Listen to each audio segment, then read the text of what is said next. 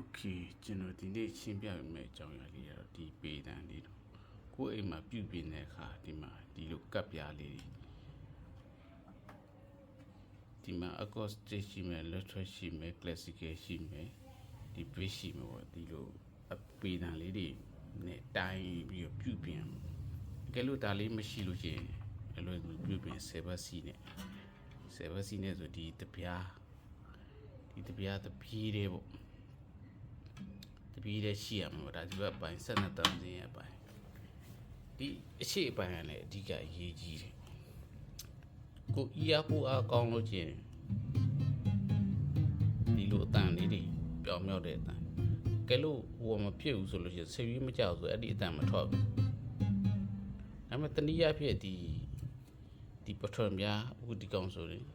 3.80 မီလီမီတာရှိတယ်ဒါက3.46 မီလီမီတာဒီအပြားလေးနဲ့ဒါကွက်တီလောက်ဆိုတာဆေးရွေးချိန်ညှိလို့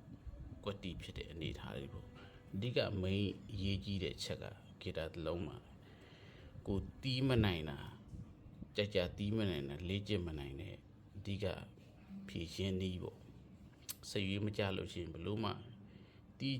ကောင်းတဲ့သူတွေတောင်ကြာမတီးနိုင်တဲ့အနေအထားလေးပေါ့အဓိကပြဿနာချက်လေးကျွန်တော်ရှင်းပြရခြင်း